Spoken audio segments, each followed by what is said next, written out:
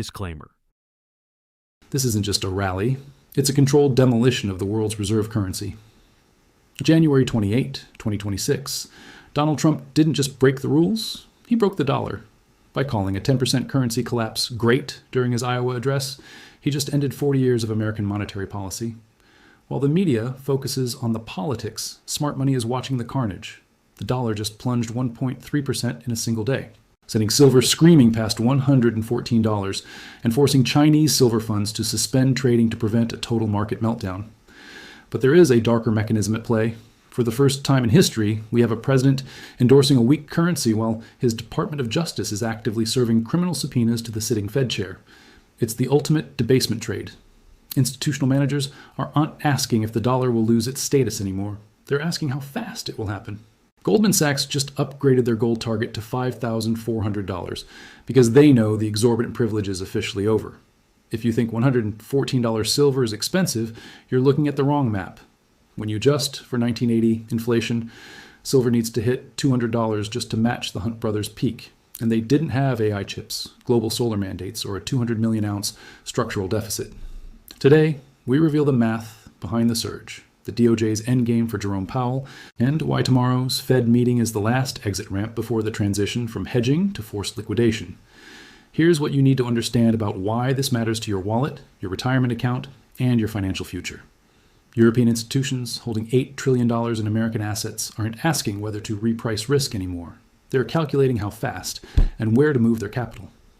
According to the Bank for International Settlements, we're watching real-time capital flight driven not by market panic, but by cold mathematical calculation of what happens when the world's reserve currency becomes a political tool rather than a stable store of value.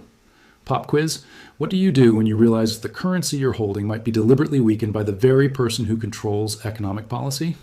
If you're a European pension fund manager, a Japanese insurance company, or a Middle Eastern sovereign wealth fund, you start looking for alternatives that have no counterparty risk. You move into assets that can't be printed, debased, or politically manipulated. You buy gold, you buy silver, and you do it fast before everyone else figures out what you already know. Here's how this affects your daily life.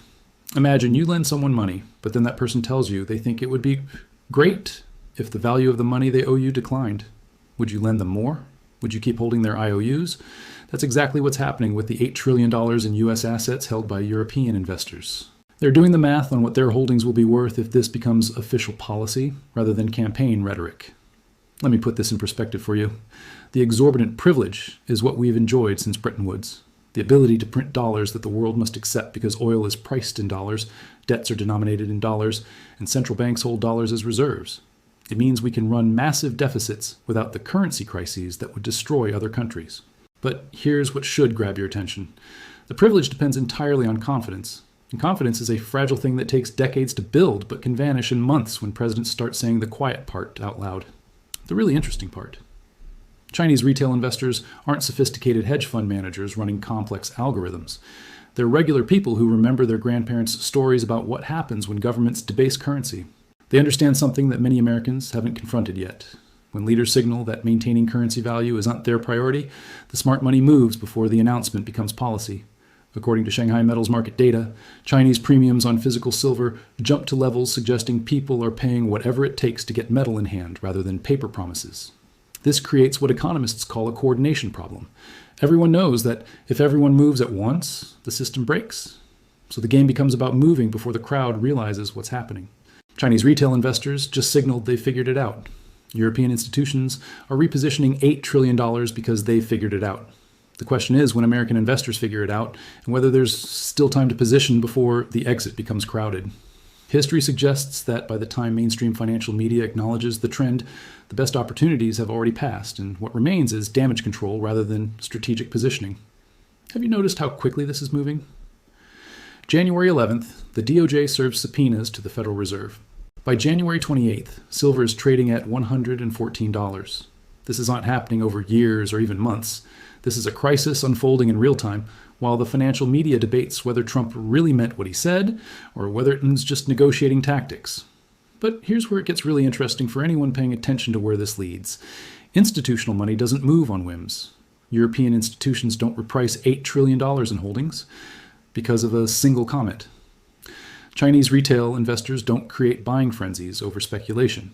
These are responses to a fundamental calculation that something has changed in the architecture of global finance, and that change involves the stability and reliability of the world's reserve currency. Think about your own financial situation for a moment. Your mortgage is in dollars. Your retirement account is denominated in dollars. Your salary is paid in dollars.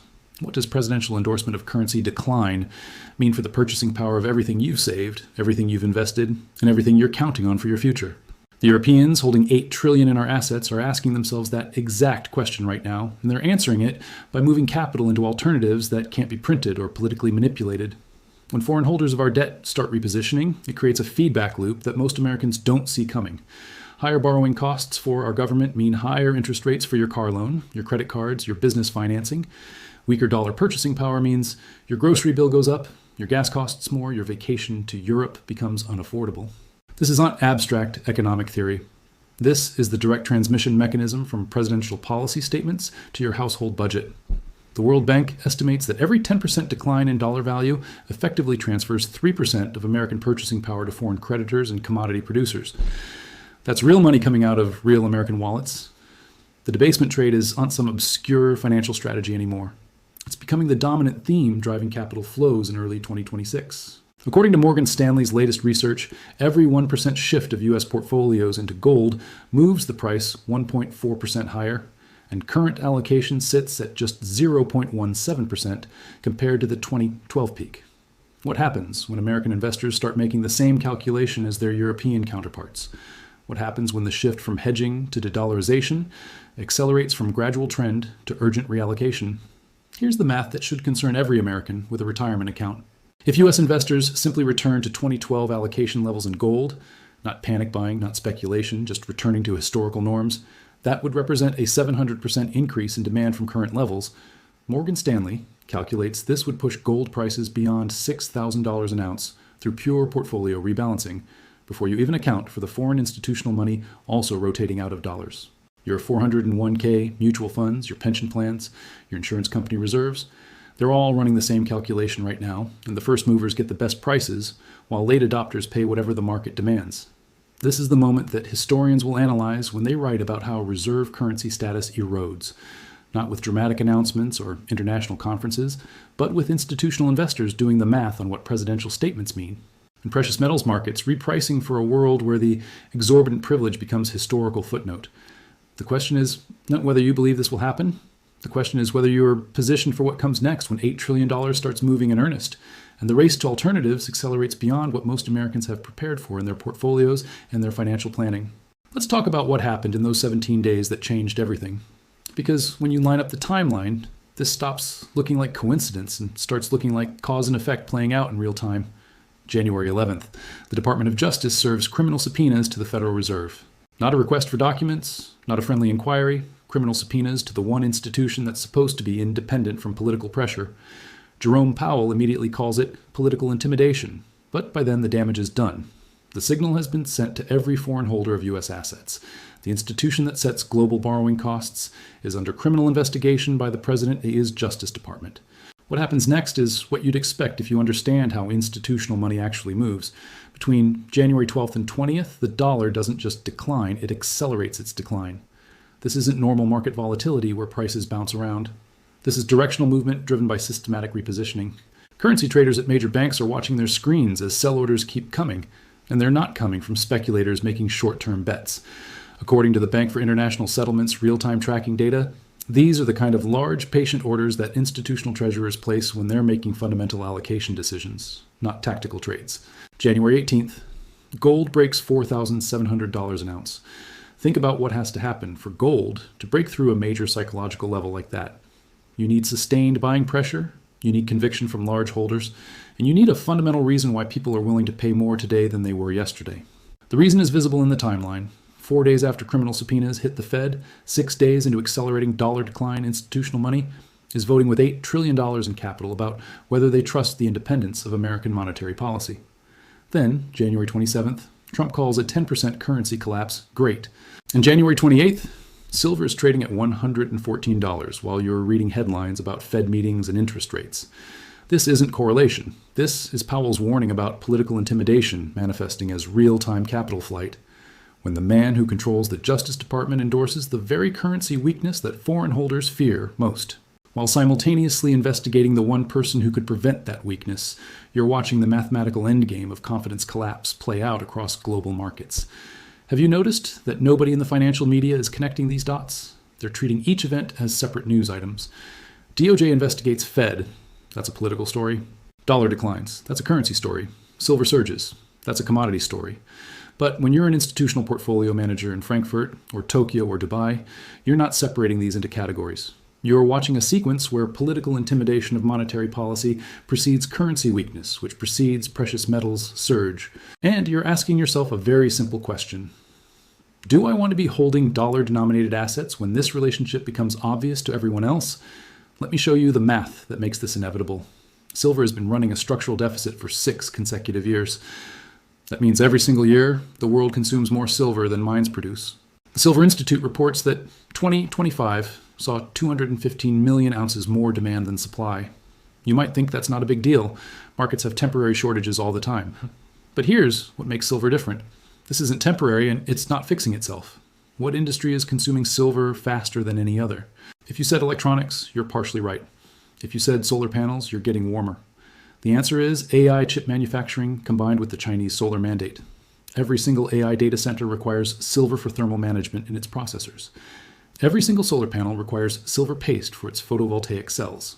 Chinese solar panel production exceeded 900 million ounces of silver consumption in 2025 alone, according to the China Photovoltaic Industry Association. That's more than total global mining output. Think about what that means for basic market mechanics. In 1980, the Hunt brothers tried to corner the silver market using leverage and futures contracts. They failed because when COMEX raised margin requirements and forced liquidation, their paper positions vanished and physical metal flooded back into the market. But today's shortage isn't some speculators trying to manipulate prices. It's automotive manufacturers, defense contractors, and green energy companies physically consuming silver in manufacturing processes that can't be reversed. You can't margin call a solar panel back into silver bullion. You can't force Samsung to return the silver in your phone's circuit board. The math gets worse when you add monetary demand on top of industrial consumption. Investment demand for silver jumped 43% in 2025, according to the World Silver Survey. That's people and institutions buying physical metal or ETF shares, and that demand is competing with industrial consumption for the same limited supply. When automotive companies need silver for electric vehicle production, and investors want silver as dollar protection, both are bidding against each other for metal that didn't get produced because mines can't increase output fast enough. Here's where it connects to what Trump said in Iowa. When a president endorses currency weakness, he's creating monetary demand for alternatives. Every American who hears 10% dollar decline is great and decides to protect their purchasing power becomes another buyer in a market where supply can't meet existing demand. Every pension fund that repositions even 1% of assets into precious metals creates buying pressure measured in billions of dollars hitting markets measured in millions of ounces. The Hunt brothers needed leverage to try cornering silver because they were fighting market fundamentals. Today's buyers don't need leverage because market fundamentals are doing the work for them. Foreign central banks understand this math better than anyone. They bought 755 tons of gold in Q4 2025 alone. That's just 3 months. The World Gold Council tracks these purchases. And what's remarkable isn't just the volume, but the acceleration. Central banks bought more gold in 2025 than any year since 1950. These aren't hedge funds speculating on short-term price moves. These are the official institutions managing national reserves, and they're systematically reducing dollar holdings in favor of assets with no counterparty risk. Let me translate what that means for your retirement account. When the Central Bank of Poland or Singapore or India sells U.S. Treasury bonds to buy gold, they're making a statement about relative risk. They are saying that the guaranteed return on a U.S. government bond is not worth the currency risk of holding dollars when presidents endorse weakness and investigate Fed chairs. Think about your own portfolio for a moment. What percentage is in dollar-denominated assets? Your stocks trade in dollars. Your bonds pay in dollars. Your mutual funds are priced in dollars. If foreign central banks are repositioning because they see mathematical inevitability in dollar decline, what does that mean for the purchasing power of your retirement savings? The Atlantic Council publishes data on global reserve currency composition, and the numbers tell a story that most Americans aren't hearing. The dollar share of global reserves just hit a 25-year low, not because other currencies got stronger, because central banks actively chose to hold less dollars and more gold. This happened while Trump threatens to annex Greenland, impose 25% tariffs on South Korea, and prosecute the Federal Reserve Chairman. If you're a foreign finance minister watching this, and you're responsible for your country's reserves, what decision makes sense? Hold more of a currency whose president calls decline great? Or move into assets that can't be printed, debased, or investigated? You might be thinking that 755 tons sounds impressive, but is not enough to move markets. Let me put it in perspective. That's 24 million ounces of gold in a single quarter. At current prices around $4,700 per ounce, that represents over $113 billion in official sector demand in just 3 months. And that's only the purchases that central banks reported publicly. The People's Bank of China has a history of announcing gold purchases years after they happened, meaning actual demand could be significantly higher than official data shows. Here's what should worry anyone paying attention. This buying happened before Trump's Iowa statement. This happened before silver hit $114. This happened before the DOJ served criminal subpoenas to the Fed. Foreign central banks were already moving away from dollar reserves based on fiscal trajectory and debt levels. Now they're watching a president endorse currency weakness while investigating monetary policy independence. If they were buying gold at these levels when things looked relatively stable, what do you think happens to their buying when the situation deteriorates further? The supply deficit meets the monetary crisis at exactly the wrong moment for anyone still fully allocated to dollars. Industrial demand can't decrease because AI chips and solar panels aren't optional anymore. They're infrastructure requirements for the 21st century economy. Investment demand can't decrease because the alternatives to precious metals are currency instruments whose issuers are explicitly endorsing debasement. And central bank demand can't decrease because reserve managers have a fiduciary duty to preserve value. And preserving value increasingly means holding less of a currency whose management is under political and criminal pressure. This is the mathematical foundation underneath the price moves you're seeing. Silver, at $114, is not expensive when you understand that industrial consumption exceeds mining supply by 200 million ounces annually, and that deficit is structural, not cyclical. Gold at $4,700 is inexpensive when you understand that central banks are systematically reducing dollar reserves, and that acceleration started before the current crisis. These are not speculative bubbles inflating based on momentum. These are markets repricing for fundamentals that most Americans haven't absorbed yet, but that foreign institutions recognized months ago. Think about the timeline one more time. Criminal subpoenas on January 11th, dollar decline accelerating by January 12th. Gold breaking resistance on January 18th, presidential endorsement of weakness on January 27th, silver at $114 on January 28th. Each event follows logically from the previous one, and each event makes the next one more likely. This is how confidence collapses work. Not in single dramatic moments, but in sequences where each step validates the fears that drove the previous step, creating a self-reinforcing cycle that accelerates until something fundamental breaks or fundamentally changes. Tomorrow and the day after, January 28th and 29th, the Federal Reserve holds its scheduled monetary policy meeting. On the surface, it's routine. The Federal Open Market Committee reviews economic data, discusses inflation trends, and decides whether to adjust interest rates. But this isn't a routine meeting anymore. This is the moment when Jerome Powell faces an impossible choice that will define whether American monetary policy remains independent or becomes subordinate to political pressure. And either outcome accelerates the capital rotation that's already pushing silver past $114. Here's Powell's dilemma in terms that make the stakes crystal clear. If he holds interest rates steady to prove the Fed's independence from political intimidation, he risks economic slowdown that Trump will immediately weaponize as evidence that Powell is sabotaging the administration. Markets already know Trump wants lower rates to stimulate growth, and they know the DOJ has served criminal subpoenas to the Fed chair. Holding rates becomes an act of defiance that invites escalation. More investigations, more political pressure, more public statements undermining Fed credibility. Every foreign institution watching this meeting is asking whether Powell can maintain independence when the president's Justice Department is building a criminal case against him. But the alternative is worse for dollar confidence. If Powell cuts rates under this pressure, he confirms what markets fear most, that monetary policy has become subordinate to political demands regardless of economic fundamentals. Cutting rates when inflation concerns remain, cutting rates after criminal subpoenas, cutting rates when the president has publicly endorsed currency weakness. And that's not monetary policy, that's surrender. And surrender tells every foreign holder of dollar assets that the institution which prevented runaway inflation, which maintained currency stability, which preserved the exorbitant privilege, no longer has the independence to do its job. Think about what this means for your investment portfolio. Every outcome from this Fed meeting pushes institutional money toward assets with no counterparty risk. Hold rates and face political escalation. Foreign treasurers rotate more capital into gold because Fed independence is under active threat. Cut rates under pressure.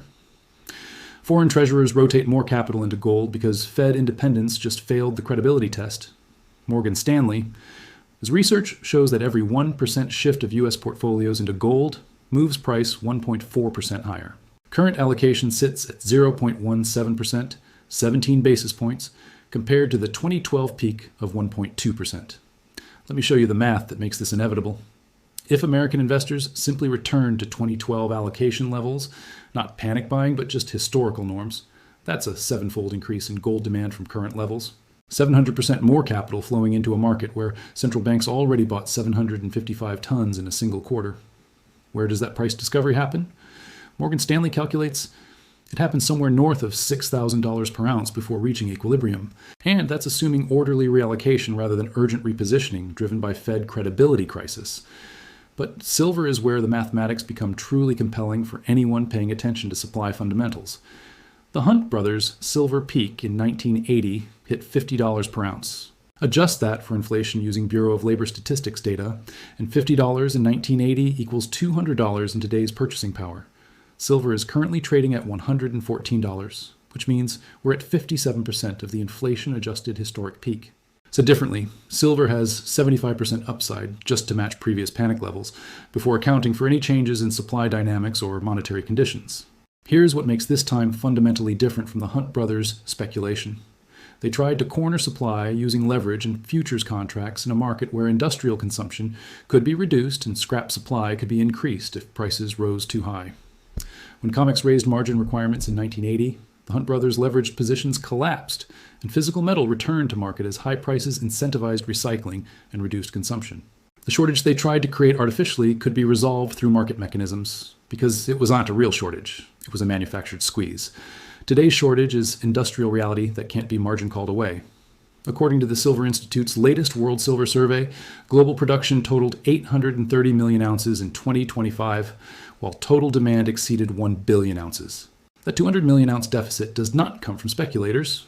It comes from automotive manufacturers building electric vehicles that require 0.7 ounces of silver per car, from defense contractors building electronics that require silver for conductivity and reliability, from solar panel manufacturers who physically consumed 900 million ounces just in Chinese production alone.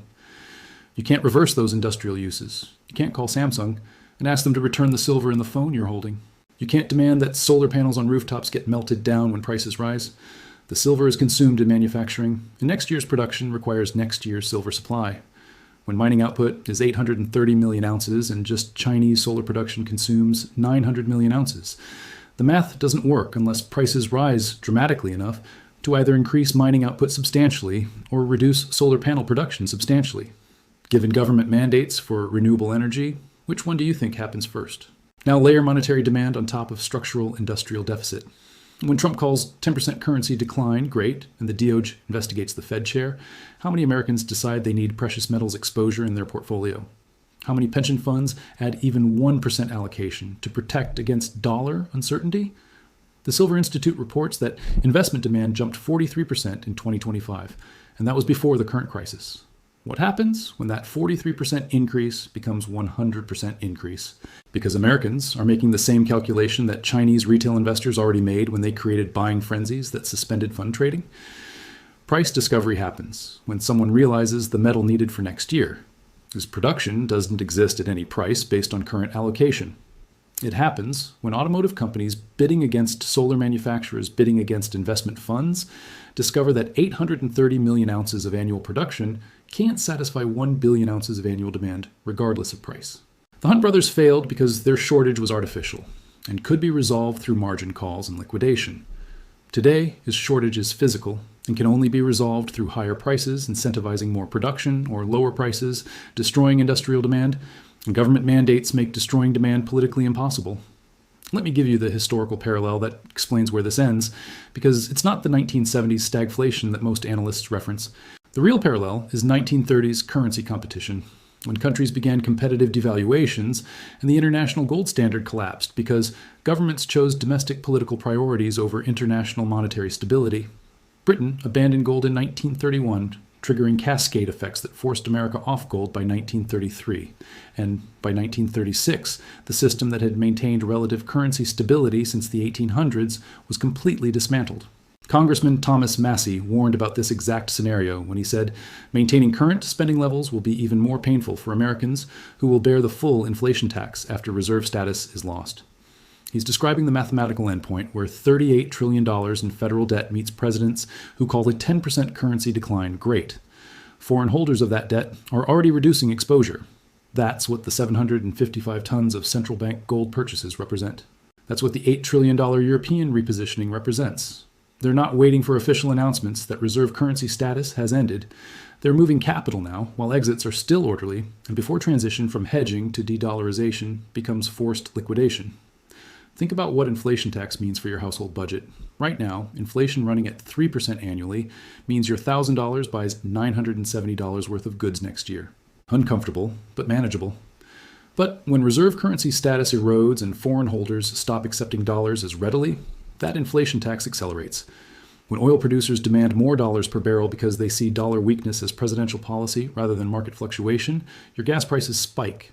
When foreign manufacturers raise prices to compensate for dollar decline, your grocery bill jumps. When Treasury bond yields rise because foreign buyers demand higher returns to compensate for currency risk, your mortgage rate increases even if the Fed holds steady. The inflation tax isn't some abstract concept. It is the direct transmission of currency weakness into every price you pay for everything you buy. May 2026 is when Powell's term as Fed Chair expires. That's 4 months away. Trump will nominate a replacement, and that replacement will either maintain the institution's independence or subordinate monetary policy to political demands. Given everything you've watched over the past 17 days, the criminal subpoenas, the presidential endorsement of currency weakness, the DOJ investigation of the one person maintaining policy independence, which outcome seems more likely? And if monetary policy becomes explicitly subordinate to political demands, what happens to the $8 trillion in European holdings that are already repositioning based on fear of exactly this outcome? The transition from hedging to de-dollarization is the difference between portfolio insurance and forced liquidation. Hedging is what you do when you're worried something might happen. You allocate 5 or 10% to alternatives as protection. De-dollarization is what you do when you're certain something will happen. You systematically exit dollar exposure regardless of transaction costs. Because holding dollars becomes the risk rather than the hedge. Foreign central banks are currently hedging by buying gold while maintaining majority dollar reserves. But that balance shifts when the institution maintaining dollar stability loses independence or credibility, and it shifts fast because nobody wants to be the last one holding depreciated currency when everyone else has already moved. Here's what you need to understand about positioning before that transition accelerates. Right now, you can still buy silver at $114 even though it has 75% upside to inflation-adjusted historic peaks. You can still allocate to gold at $4,700, even though Morgan Stanley calculates $6,000 plus for simple return to historical portfolio allocation. You can still make these decisions strategically rather than reactively because markets are still relatively orderly and liquidity still exists at reasonable bid-ask spreads. But when hedging becomes de-dollarization, when foreign central banks shift from gradual reallocation to urgent exit, when American investors recognize what Chinese retail investors already figured out, that orderly market environment changes. Premiums spike like they did in Chinese silver funds. Liquidity disappears as sellers demand higher prices. Physical delivery delays extend as refineries can't keep pace with demand. The difference between positioning now and positioning then is the difference between buying fire insurance when skies are cloudy versus buying fire insurance when your house is already burning. The Federal Reserve meeting tomorrow and the day after isn't just another policy decision. It's the moment when Powell either proves the Fed can maintain independence under political and criminal pressure or proves it cannot. Either outcome validates the capital rotation already underway. And either outcome makes the mathematical inevitability more obvious to the millions of Americans who have not yet calculated what presidential endorsement of currency weakness means for their purchasing power, their retirement savings, and their financial security. This is the inflection point. This is where the slow-moving crisis of confidence in reserve currency status either stabilizes temporarily or accelerates beyond what most people have prepared for. The math is simple. $38 trillion in debt plus presidential endorsement of currency weakness plus criminal investigation of Fed independence equals capital flight into assets with no counterparty risk. Silver at $114 and gold at $4,700 aren't the destination. They're mile markers on a journey whose endpoint is determined by how fast $8 trillion finishes repositioning and how many Americans recognize what's happening before the transition from hedging to de-dollarization makes strategic positioning impossible at reasonable prices. The Hunt brothers failed because markets proved their shortage was artificial. Today's buyers succeed because markets prove their shortage is structural, industrial, and mathematical. The only question is whether you're positioned before the crowd figures out what institutional money already knows and what Chinese retail investors already demonstrated when they bought silver at premiums that suspended fund trading. The timeline from criminal subpoena to silver at $114 took 17 days. How long until the timeline from Fed credibility crisis to forced de-dollarization takes your portfolio somewhere you didn't prepare for? The answer is being written tomorrow in a Fed meeting room, but the smart money isn't waiting for the announcement to finish positioning for what comes next.